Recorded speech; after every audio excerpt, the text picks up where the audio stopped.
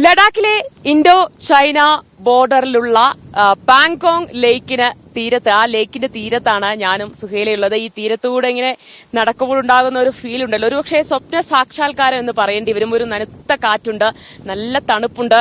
അപ്പോൾ ഈ തണുപ്പും കാറ്റും ഏറ്റിങ്ങനെ ഈ തീരത്തൂടെ നടക്കുമ്പോൾ ഒരു വല്ലാത്തൊരു എക്സൈറ്റ്മെന്റ് ആണ്. കാരണം ഞാൻ ഈ ലേക്കിനെ കുറിച്ച് സോഷ്യൽ മീഡിയകളിലും റീൽസിലും മാത്രമേ കണ്ടിട്ടുള്ളൂ. അപ്പോൾ അത് എത്രത്തോളം അതിലുമപ്പുറം ഭംഗിയാണ് എന്നുള്ളത് ഇന്നലെ ഇവിടെ നേരിട്ട് ഈ ലേക്ക് കണ്ടപ്പോഴാണ്, ആ ലേക്കിന്റെ ഭംഗി കണ്ടപ്പോഴാണ് എനിക്ക് തീർച്ചയായിട്ടും നമ്മൾ ഈ പറഞ്ഞ പോലെ തന്നെ ഈ പാങ്കോങ് ലേക്കിന് ഭയങ്കര ഭംഗിയുള്ളതാണെന്നൊക്കെ നമുക്ക് കേട്ടിട്ടുണ്ട്. ശരിയാ. അപ്പൊ നമ്മളും ഇങ്ങോട്ട് വരുന്ന സമയത്ത് ഒരു ദീർഘയാത്ര കഴിഞ്ഞിട്ടാണ് നമ്മൾ ഇവിടെ എത്തുന്നത്. അപ്പോൾ നമ്മൾ വിചാരിക്കാൻ ആ ഭംഗിയുണ്ട്, പക്ഷെ അതിന്റെ ഒരു ഫസ്റ്റ് സൈറ്റിന് ശരിക്കും നമ്മൾ വാവ് എന്ന് പറയുന്ന ഒരു ഫീലിംഗ് ആയിരുന്നു. അത് കഴിഞ്ഞിട്ട് നീളത്തിൽ ഇതിങ്ങനെ നീണ്ടു കിടക്കുകയാണ് അല്ലെ. അതെ, എനിക്ക് തോന്നുന്നു ഇത് 130 കിലോമീറ്ററിലധികം നീളമുണ്ട് ഈ ലേക്കിന്. പക്ഷെ അതിൽ 1/3 മാത്രമേ നമ്മുടെ ഇന്ത്യയിലുള്ളൂ.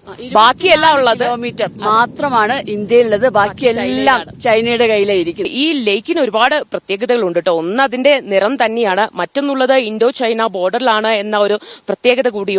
പിന്നെയുള്ളത് നമ്മളിപ്പോ നിൽക്കുന്നത് എത്ര ഉയരത്തിലാണെന്നറിയോ?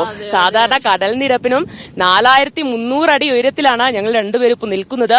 ഇത് ഇൻഡോ ചൈന ബോർഡറിലുള്ള അതിർത്തി ഒരു ഗ്രാമമാണ്. മിറക് എന്നാണ് ഈ വില്ലേജിന്റെ പേര്. അപ്പോൾ ആ വില്ലേജിലാണ് ഞങ്ങൾ ഇന്നലെ കിടന്നുറങ്ങിയത്.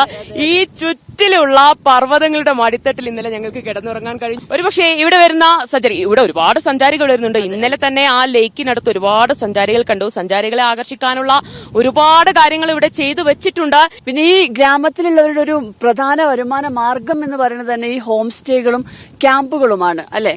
അവര് അത് പിന്നെ ഇതുപോലെ കൃഷി നടത്തുന്നവരുണ്ട്. അങ്ങനെ ഈ ഒരു പാങ്കോങ് ലേക്ക് ഈ ഒരു ഗ്രാമത്തിന്റെ ഒരു ഉപജീവന മാർഗം കൂടി ആയി മാറുന്ന ഒരു കാഴ്ചയായിട്ട്. പിന്നെ ഒരു കാര്യം കൂടി പറയണ്ടേ, ഇപ്പൊ ഈ ലേക്ക് ഇങ്ങനെ ഒരു കടലിൽ ഒരു തിരമാല അടിച്ചു കയറുന്ന പോലെ നമുക്കിങ്ങനെ തോന്നും.